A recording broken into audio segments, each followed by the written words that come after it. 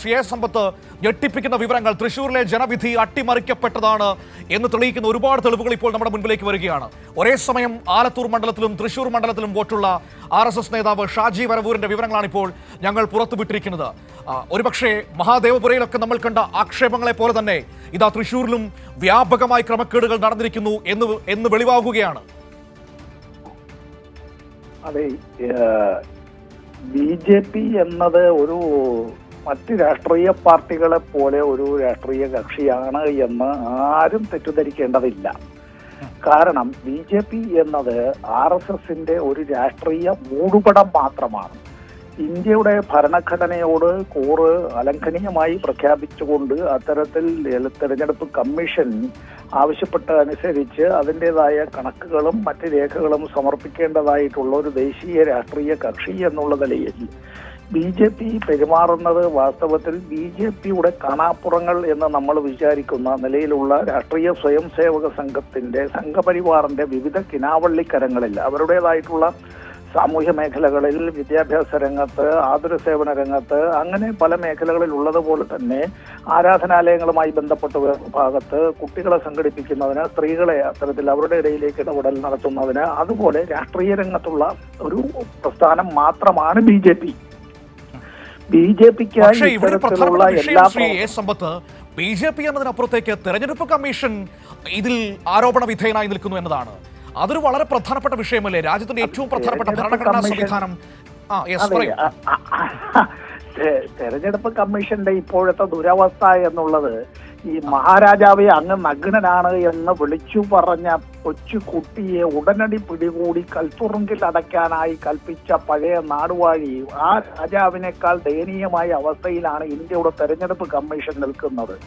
പരിപൂർണ നഗ്നനായി ആ വിധത്തിൽ ഈ സ്ട്രിപ്ഡ് ഓഫ് എന്നുള്ള നിലയിലേക്ക് ഇങ്ങനെ ഒരു ഭരണഘടനാ സ്ഥാപനം നിൽക്കുക എന്നത് BJPയുടെ അഡ്ജങ്ക്റ്റായി, BJPയുടെ ഒരു അനുബന്ധ ഘടകമായി, RSSന്റെ ഒരു കിനാവള്ളിക്കരങ്ങളിലെ ഒരു കരമായി മാത്രം മാറുകയും വോട്ടർ പട്ടികയിൽ പേര് ചേർക്കുന്നത് മുതൽ നമ്മളിപ്പോ പലയിടത്തും ഇപ്പൊ ഇത്തരം കാര്യങ്ങൾ ഇപ്പോ പുറത്തു വന്നുകൊണ്ടിരിക്കുന്നതിനകത്ത് തന്നെയാണ് അച്ഛന്റെ പേര് എന്നുള്ളത്, അച്ഛന്റെ പേര് ഏതെങ്കിലും ABCDXYZ എന്നുള്ള നിലയിലേക്ക് കൊടുക്കുക, വീട്ടിന്റെ നമ്പർ എന്നുള്ളത് വീടിന്റെ നമ്പറല്ല, ശൂന്യ എന്നുള്ള നിലയിലേക്ക് കൊടുക്കുക, ഈ ഫോട്ടോ ഇല്ലാതിരിക്കുക, ഇതെല്ലാം വ്യാപകം.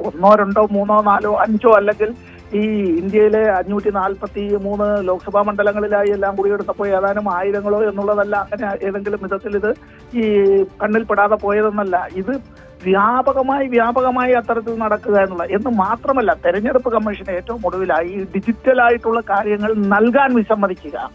അതാണ് ഇവിടുത്തെ ഏറ്റവും പ്രധാനപ്പെട്ട ഒരു കാര്യം. ഡിജിറ്റലായി തങ്ങളുടെ കയ്യിലുള്ള കാര്യങ്ങൾ തങ്ങൾ നൽകുകയില്ല എന്ന് ശാഠ്യം പിടിക്കുക, CCTV ദൃശ്യങ്ങളടക്കം നശിപ്പിക്കുക. അപ്പൊ ഞാൻ ഒറ്റ സെക്കൻഡ് കൊണ്ട് പറയാം, CCTV ദൃശ്യങ്ങൾ ഇല്ലായിരുന്നുവെങ്കിൽ ചണ്ഡീഗഡിലെ മേയർ തെരഞ്ഞെടുപ്പ് BJP എങ്ങനെയാണോ ആസൂത്രിതമായി അട്ടിമറിച്ചത് അത് സുപ്രീം കോടതിക്ക് കൈയോടുകൂടി പിടികൂടാൻ കഴിയില്ലായിരുന്നു.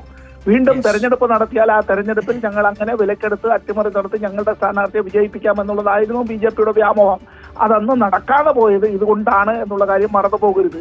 ഞാൻ നിർത്തുന്നതിന് മുമ്പ് ഒരു കാര്യം, 2025 മെയ് മാസം 10-ാം തീയതി CPIMന്റെ അഖിലേന്ത്യാ ജനറൽ സെക്രട്ടറി സഖാവ് MA ബേബിയും പോളിറ്റ് ബ്യൂറോ അംഗം സഖാവ് നിലോൽപൽ ബാസുവും തെരഞ്ഞെടുപ്പ് കമ്മീഷണറെ നേരിട്ട് കണ്ട് വിശദമായ ഒരു നിവേദനം നൽകിയിരുന്നു. ഇന്ത്യയിലെ തെരഞ്ഞെടുപ്പുമായി ബന്ധപ്പെട്ടുള്ള സമൂലമായ പരിഷ്കരണം മാത്രമല്ല, കഴിഞ്ഞ 17-18 ലോക്സഭാ തെരഞ്ഞെടുപ്പുകളിൽ ഉണ്ടായിട്ടുള്ള പോരായ്മകൾ പരിഹരിക്കുന്നതിനെ സംബന്ധിച്ചുള്ള കാര്യങ്ങൾ അടക്കം അതിനകത്ത് പറഞ്ഞിട്ടുണ്ടായിരുന്നു. ഇവിടെ ഒരു ലോക്സഭാ തെരഞ്ഞെടുപ്പിൽ വെറും 1% വോട്ട് കുറഞ്ഞപ്പോൾ 63 MP-മാരുടെ കുറവുണ്ടായ പാർട്ടി BJP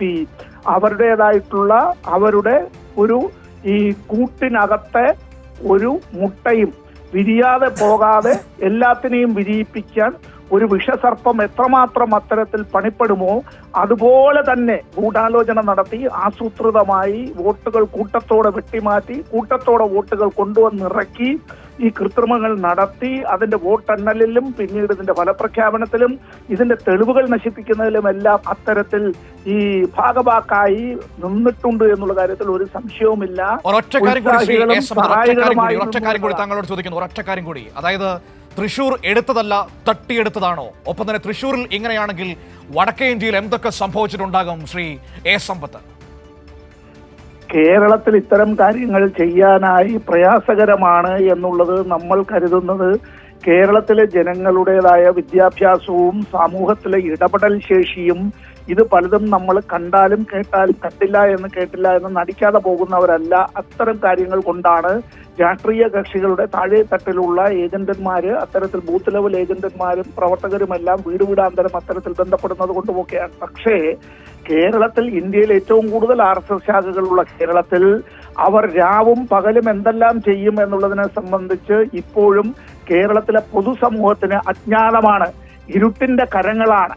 അത്തരത്തിൽ അവർ ചെയ്യുന്നതായിട്ടുള്ള കാര്യങ്ങൾ എല്ലാ മേഖലയിലേക്കും അവർ കൃത്രിമമായ തെളിവുകൾ ഉണ്ടാക്കുകയും കൃത്രിമമായ രേഖകൾ ഉണ്ടാക്കുകയും ജീവിച്ചിരുന്ന ആളുകളെ മരിച്ചതായി കണക്കാക്കുന്ന നിലയിലേക്കും മരിച്ച ആളുകളെ ജീവിച്ചവരാക്കുകയും പ്രായപൂർത്തി വോട്ടവകാശം ഇല്ലാത്തവരെ വോട്ടർമാരായി ചേർക്കുകയും 80 വയസ്സുള്ളവരെ ആദ്യത്തെ വോട്ടറാക്കി മാറ്റുകയും ഇവിടെ ഒരാളുടെ വീട്ടിലേക്ക് ഒരു വീട്ടമ്മ പറയുകയാണ്, എന്റെ ഫ്ളാറ്റിൽ ഞാൻ അറിയാതെ 9 പേരുടെ ഇത്തരത്തിൽ പട്ടികയിൽ ചേർത്തിട്ടുള്ളത് തെരഞ്ഞെടുപ്പ് കമ്മീഷന് പരാതി നൽകിയിട്ട് അവരൊന്നും ചെയ്തിട്ടില്ല എന്ന ഓർമ്മയില്ലേ? 2004 ലോക്സഭാ തെരഞ്ഞെടുപ്പ് വേളയിൽ മുകുന്ദപുരം ലോക്സഭാ മണ്ഡലത്തിൽ വല്ലാതെ തെരഞ്ഞെടുപ്പ് ചട്ടങ്ങൾ അട്ടിമറിച്ചുകൊണ്ട് അന്ന് NDAയുടെ സ്ഥാനാർത്ഥി വിജയിച്ചു വന്നതായ സ്ഥാനാർത്ഥി നടത്തിയതായിട്ടുള്ള അത്തരത്തിലുള്ള ഒരുപാട് നിയമലംഘനങ്ങൾ തെരഞ്ഞെടുപ്പ് കമ്മീഷന്റെ ശ്രദ്ധയിൽ അന്ന് പെടുത്തിയിട്ട് പോലും അക്കാര്യത്തിൽ ഇടപെട്ടില്ല. അത് ഹൈക്കോടതിയിൽ ഇസ്മായിലിന് അനുകൂലമായി വിധി വന്നതിന് അപ്പീല് പോയി എതിർ സ്ഥാനാർത്ഥി. ആ PC തോമസിന്റെ അപ്പീല് സുപ്രീം കോടതിയിലെത്തി. സുപ്രീം കോടതി തള്ളി.